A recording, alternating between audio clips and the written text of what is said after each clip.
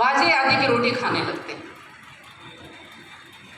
आज जो युवा पीढ़ी हमारी नई पीढ़ी है वो इस चीज से दूर होती चलेगा।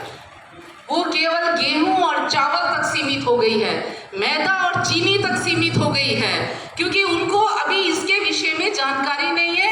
केवल ये जो चीजें मोटा अनाज, जो ये छोटे दाने का अनाज, गेहूं चावल के अलावा ये बाजरा, ज्वार, रागी, कोदो, ये सब चीजें जो छोटा अनाज है ये गरीबों के अनाज में शामिल हो गया था।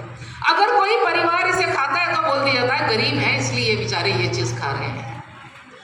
लेकिन हमारा बड़ा सौभाग्य है कि हमारे प्रधानमंत्री नरेंद्र मोदी जी ने हमको, आज की युवा पीढ़ी को ये एहसास दिलाया कि नहीं, गेहूं चावल के अलावा अगर आपका ध्यान इस मोटे अनाज की तरफ जाए तो आपको अपने स्वास्थ्य के प्रति ज्यादा सजग होने की जरूरत नहीं पड़ेगी। इसका सेवन करके ही आप बहुत स्वास्थ्य की ओर बढ़ जाएंगे। बाजरा, ये बाजरा, इसमें जो भी हमारे बच्चों के लिए बहुत ही लाभदायक चीज है। मानसिक और शारीरिक शक्ति बढ़ाने के लिए बाजरे का बहुत ज्यादा उपयोग है।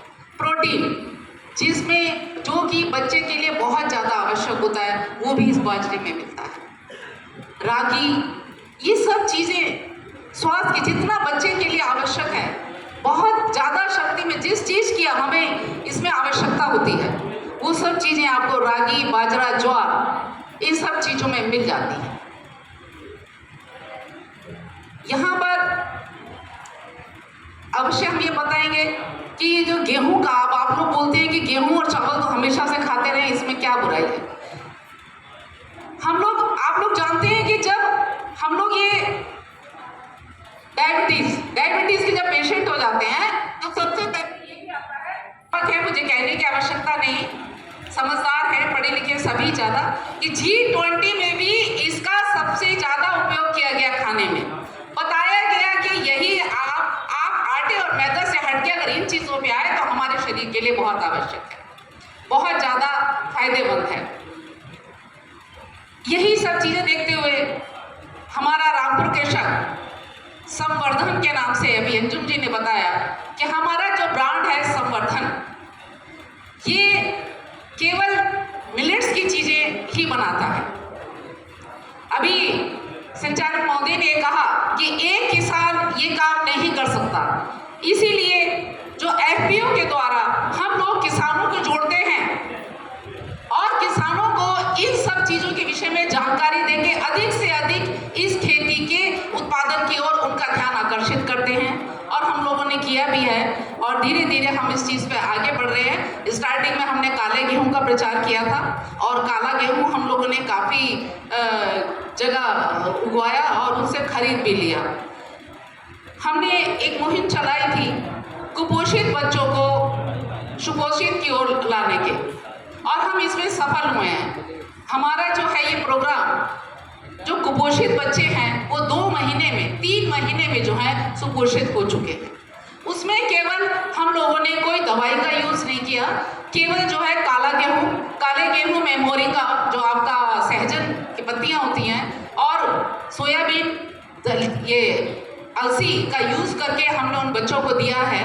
हम लोगों ने किसान के द्वारा उत्पादित अनाज से ही उनके बच्चों की दवाई बनाई और उन्हें ठीक किया।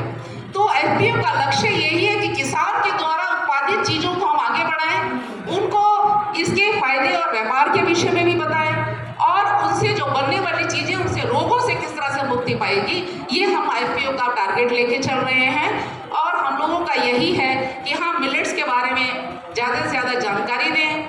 हम लोग मिलेट से बाजरे के और रागी के बिस्किट्स तैयार करते हैं।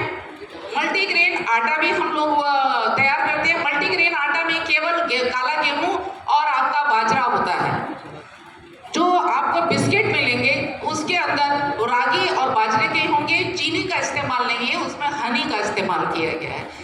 ये मिलेट्स की चीजें इस तरह से हम लोगों ने, आप लोगों को एक जानकारी और दे दें कि जब अभी आप लोगों के नगर पालिका का चुनाव हुआ था और उसमें जो काउंटिंग में अधिकारी लोग लगे थे, तो वहाँ पर हमने केवल उन्हें नाश्ता जो दिया था मिलेट्स का दिया था, और उसमें हमने बाजरे के समोसे और मठरियाँ बनाकर उन लोगों को दी थी, जो बहुत सराहे गए थे। इस तरह से मिलेट से कई चीज़ें बना के हम लोग उसका इस्तेमाल करें, तेल घी से बचे रहें, जिससे कि हम आने वाले समय में अपने स्वास्थ्य को सही रखें।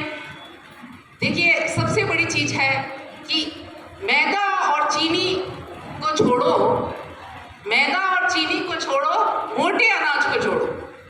मैदा और चीनी भी हमारे लिए उतनी ही नुकसानदेह है, सभी लोग जानते हैं, जितना कि और चीज़। तो इन चीज़ों का मैदा आगे, इन सब चीज़ों को छोड़ के हम लोग मोटे अनाज की तरफ मुड़ जाए। मोटे अनाज को आजकल कोई ऐसा नहीं, यहाँ पर मेरे अध्यापकगण बैठे हैं, उन्हें मेरे से ज़्यादा पूरी जानकारी होगी कि किसमें कितना मिलता है, और बाकी अधिक जानकारी के लिए हम लोग यहाँ पर हैं कि आप लोग उसका इस्तेमाल कीजिए, उसका असर देखिए।